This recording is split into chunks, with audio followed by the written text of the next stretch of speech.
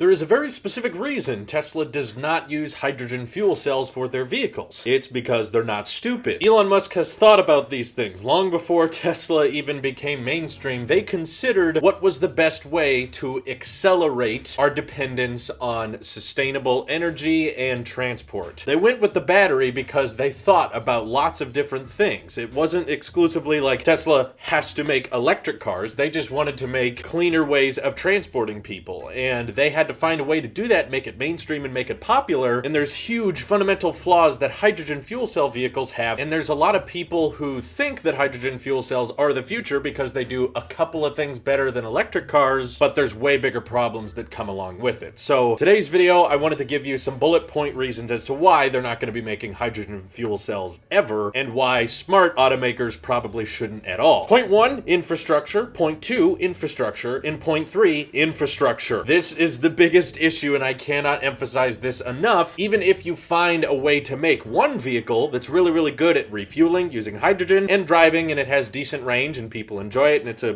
decent car, that's one thing to do. But to switch every vehicle over on the road to hydrogen is an entire different task entirely. You see, some people have reported that, well, hydrogen's one of the most abundant resources in the universe, so that's why, we have tons of hydrogen. So making hydrogen cars shouldn't be that hard. All you have to do is harvest some more hydrogen, right? No. I mean, by that same logic, we could say, well, most of the Earth's surface is covered in water, so no one should ever die because of not having clean water, right? No. That is a problem. There is a ton of water on Earth, but not all of it is in a drinkable format. Similarly, there's a ton of hydrogen in the universe, but not all of it is in the format that a hydrogen vehicle requires it to be in so that it can transfer that into energy and move the car. So about that infrastructure point, yeah, in order to get to a point where people could drive hydrogen cars anywhere they want to, we would have to essentially replace every single gas station on the road with hydrogen stations. That is not cheap. It's not easy to just retrofit all of these different plants to either harvest hydrogen, which is expensive right now, and there's really no one trying to pioneer the hydrogen fuel cell game and say, hey, you know what, we're gonna make hydrogen really cheap and easy and acceptable to the masses, compared to what you can get out of an electric car, which a lot of people say, well,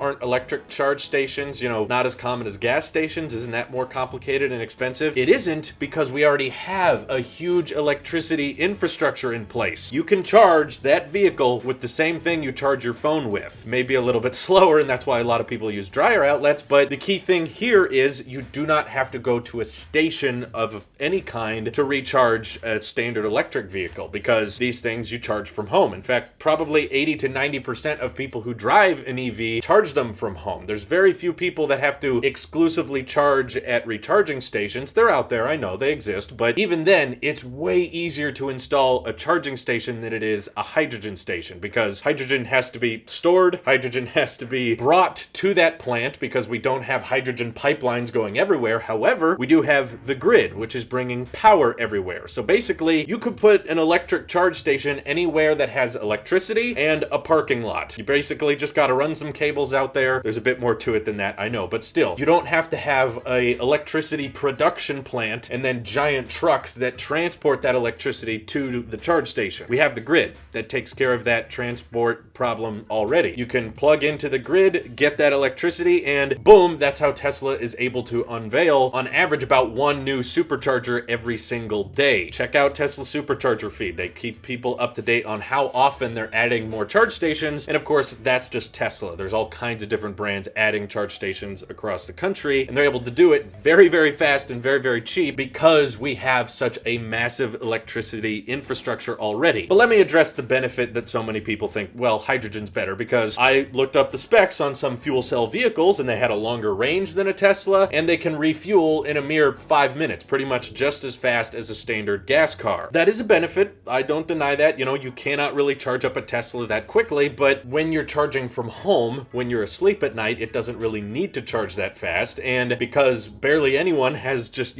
giant hydrogen fuel tanks at their house, that means you have to go out and drive and find a hydrogen fuel station to refuel at, compared to an electric car, which plugs in at home. And also, there is a severe lack of hydrogen fuel stations everywhere in the country. Most of them are in California, in highly populated areas, and even for the few people who have bought hydrogen fuel cell vehicles, it hasn't gone that well. At the very few places that are producing hydrogen to refuel these things, there was a fire which resulted in an explosion, and that basically meant all of these people who bought hydrogen fuel cell vehicles couldn't drive at all because the hydrogen fuel stations were not being refueled. So, you can't refuel from home. Not the same thing with a Tesla. If your local supercharger dies, you can still plug in at home and drive if you need to. I mean, some people can even harness energy from the sun from their house. They don't even need the grid to drive and charge their car. It's a lot harder to harvest hydrogen and pump it into your vehicle than it is to, just rent solar panels, throw them up on your roof, and boom, now you're driving around for free, basically. But the lack of infrastructure and the fact that it's very, very expensive to roll out those hydrogen fuel stations means that anyone who's trying to sell hydrogen fuel cars right now, it's a really, really tough sell because people are going to be like, well, where can I go with this thing? And it's like a few hundred miles away from each of these fueling stations, which you can't really do those cross-country road trips, which means that the added range of hydrogen doesn't really help that much. And also, the range of hydrogen vehicles right now, they're not on the level of gas cars. They're closer. I mean, they're in the high 300s, but electric vehicle range is rapidly increasing now. I mean, the Model S can go near 400 miles, and the Model 3 is probably cheaper than most of those hydrogen fuel cell vehicles, and sure, it doesn't go as far at 200 miles of range, but again, when you can charge from home, it doesn't really matter if the range isn't as far. And if your argument is, well, on road trips, I want to be able to go further, well, you can't really do much road tripping if there's no infrastructure, so it's kind of a death loop of problems. In a closed box scenario of we need to get car from point A to point B, hydrogen refuels fast and can drive, okay, good, but that doesn't really sustain the idea that everybody needs to switch over to this thing in order for Tesla's main goal of accelerating sustainable energy is achieved. And the bigger problem from a business standpoint that is very important to remember, you can't bank on a product being successful just on the goodwill of people. I wish we could, if electric cars were great for the environment and they had all these benefits and they sucked, but people were all willing to switch to them anyway because, it's better for the world, that would be great and that would be really helpful, but it simply doesn't work like that. It takes companies like Tesla that are capable of not just making electric cars, but making them desirable, making people that aren't really into cars go, hey, I want that car because it's cool, and then along the way they find out all these benefits about electric cars. It's like, wait, there's no ignition, this one can run the AC without an engine running, and there's less maintenance costs, you don't have to change the oil, you get regenerative braking, you get to charge from home, you get to save money. You get all these people on board with a sustainable future by making it better than what they currently have. It can't be the same. And I think that's why a lot of people think hydrogen fuel is the future, because it can fit into their predetermined notions of what a car should be. It parks in my garage and I don't do anything with it, and then once the fuel tank gets low, I drive to the hydrogen station, refuel. Okay, that's how I drive with gas, that's how I'll do it with hydrogen. But you can't get around the point that hydrogen actually costs more than gasoline. If you had an equivalent cost per mile, if let's say in your area gasoline is $2.50, okay, you've got typical gas prices and you gotta change out the oil and stuff, but with hydrogen refueling, which is way more expensive than gas, it would be the equivalent of paying like $5.50 a gallon. And again, the range isn't even as good as a lot of standard gas cars, so you don't have the cost saving factor with hydrogen, which makes it really, really hard to convince people that this is better and this is what you need to switch to. It's like, hey, check out our new fuel cell vehicle. It's really cool and it's going to be better for the environment. The only problem is it's going to cost you twice as much as gasoline, and the car itself is kind of expensive too. Yeah, most people are going to be like,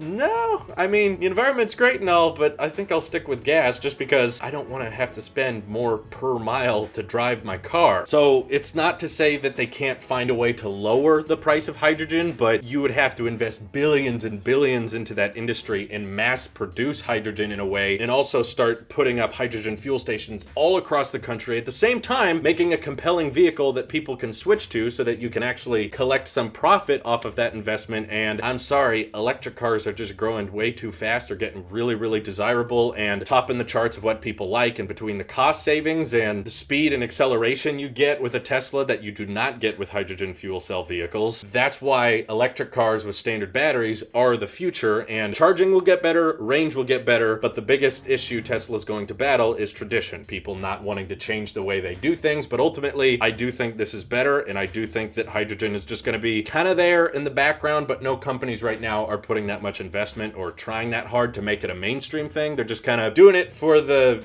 eco credits at this point. It's cool technology. I'm not trying to hate on it at the fact that any hydrogen car is stupid. I'm just saying it doesn't make sense for the mainstream, in the closed box maybe, but that's why Tesla doesn't use it, and that's why Elon's been known to call it fuel cells, and I would not recommend anyone on this earth to buy a hydrogen fuel cell vehicle. That, and the other point is that the production of hydrogen is not actually very clean right now, so that's kind of messy. But either way, the business side of it in trying to sell it to consumers, I think, is the biggest holdup. If you can't convince someone to buy the car in the first place, then it doesn't matter if everyone suddenly had it and it worked, because it's not desirable and it's not better than gas cars, which I think electric cars can be. But I'm sure I'm missing points. There's things you can correct me on, I'm sure, so feel free to hit me up over on Twitter, join my Discord, we can talk more about it there. Thank you guys for watching. Hope you have an excellent rest of your day. Take care.